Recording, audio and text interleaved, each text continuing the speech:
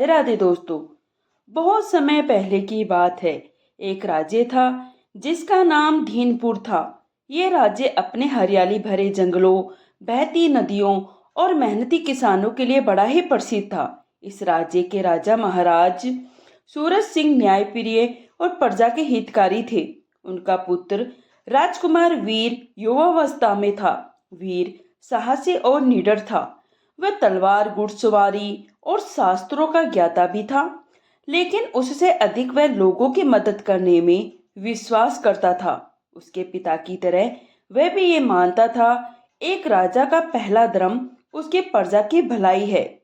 वीर को राजमहल की दीवारों के अंदर बंद रहना बिल्कुल भी पसंद नहीं था। वह अक्सर राज्य के गांव में जाता और वहां के लोगों से मिलता और उनकी समस्याओं को हल करने की कोशिश करता। वहीं दीनपुर के पास एक गांव था जिसे रतनगढ़ कहा जाता था। ये गांव एक नदी के पास था, जहां पर किसान खेती करके अपने खेतों को सींचते थे। उसी गांव में एक गरीब किसान रघु भी था। वह अपनी बेटी मोनिका के साथ रहता था। वह बहुत ही ईमानदार और मेहनती व्यक्ति था, परंतु लगातार पढ़ते सूखे और साहूकार के कर्ज ने रघु की कमर तोड़ दी थी। मोनिका, उसकी इकलौती बेटी, अपने पिता के हर दुख सुख में सहभागी थी। मोनिका का सौंदर्य केवल उसके रूप तक ही सीमित नहीं था। उसकी आंखों में गहराई थी जो उसकी समझदारी और सहनशीलता को दर्शाती थी। वह छोटी उम्र से ही अपने परिवार की जिम्मेदारियों को समझने लगी थी। मोनिका का दिन सुबह सूरज उगने से पहले शुरू होता था। वह अपने पिता के साथ खेतों में काम करती, जानवरों को चारा देती और फिर गांव के बच्चों को पढ़ाने जाती। हालांकि मोनिका को अक्सर गांव के लोगों के ताने भी सुनने पड़ते थे। वह कहते थे, किसान की बेटी होकर इतना सपना देखना उचित नहीं है। तुम्हारी जगह सिर्फ घर और खेतों में है। लेकिन मोनिका ने कभी हार नहीं मानी। उसके मन में एक आग थी, एक सपना था। वह अपने पिता का कर्ज चुका सके और गांव की लड़कियों के लिए शिक्षा का मार्ग खोल सके। एक दिन वीर राजकुमार वीर रतनगढ़ के दौरे पर निकलता है। वह नदी के पास पहुंचा जहां पर मोनिका पानी भरने आई थी। राजकुमार वीर ने उसे पहली बार देखा। उसकी कड़ी मेहनत, उसकी सादगी में राजकुमार मंत्रमुग्ध हो गया। और ने जब उसे देखा, लेकिन उसे नहीं पता था वह एक राजकुमार है। उसने बस सिर झुकाकर अभिवादन किया और अपनी राह चली गई। अगले कुछ दिनों तक राजकुमार वीर रतनगढ़ में अलग अलग जगहों पर जाता रहा। हर बार वह किसी बहाने से मोनिका से मिलने की कोशिश करता।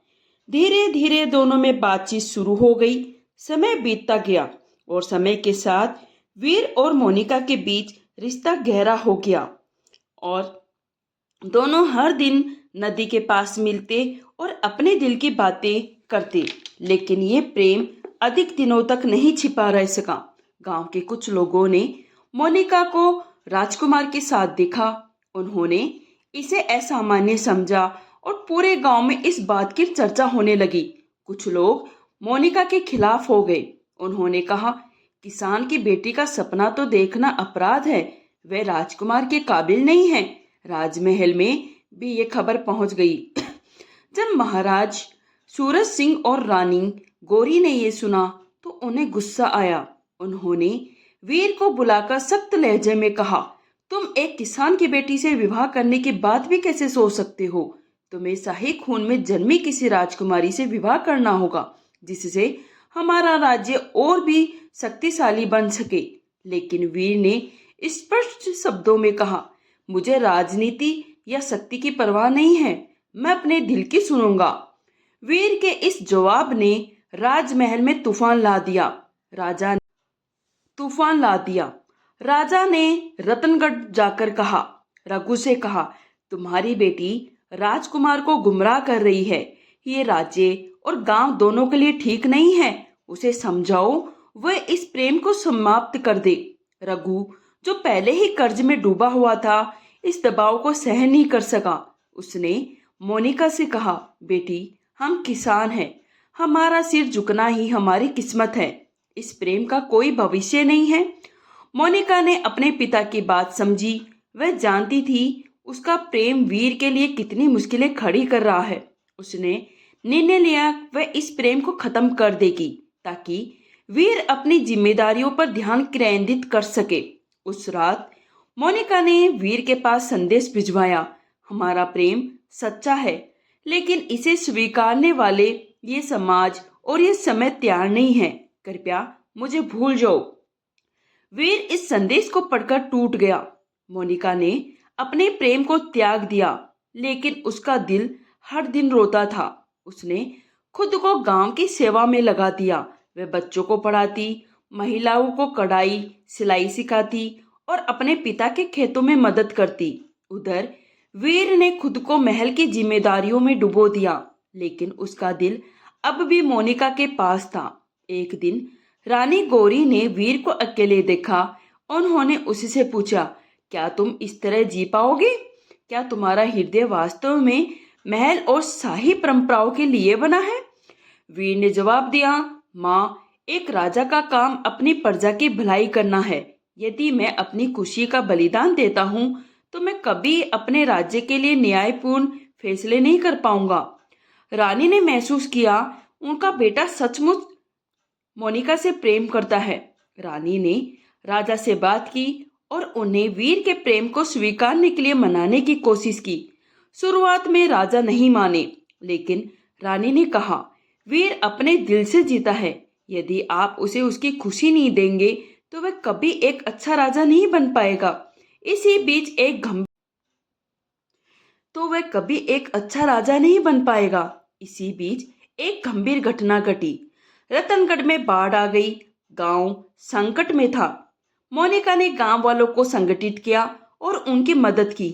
जब ये खबर राजमहल पहुंची तो वीर तुरंत गांव पहुंचा। उसने अपनी सेना को गांव की सहायता के लिए लगा दिया। वहां उसने देखा मोनिका अपने जीवन को खतरे में डालकर दूसरों की मदद कर रही थी। राजा और रानी ने भी ये सब देखा। उन्होंने मोनिका के साहस और निस्वार्थ को समझा। राजा ने कहा, जो लड़की अपनी प्रजा के लिए इतना कुछ कर सकती है वह हमारे राजकुमार के लिए सही जीवन साथी है। कुछ समय बाद वीर और मोनिका का विवाह हुआ। ये विवाह न केवल प्रेम की जीत थी, बल्कि इस समाज के उन पुराने नियमों पर भी एक प्रहार था जो वर्गों और जातियों के आधार पर भेदभाव करते हैं। इस कहानी ने यह सिखाया कि सच्चा प्रेम हर बाधा को पार कर सकता है। जब दिल सच्चे हो और इरादे मजबूत हो तो समाज और परंपराएं भी झुक जाती हैं। दोस्तों, ये छोटी सी कहानी यहीं समाप्त होती है। अगर आपको ये जरा सी भी पसंद आई है तो प्लीज़ इसे लाइक कर दीजिए और शेयर कीजिए। आप कहानी सुनने के लिए आप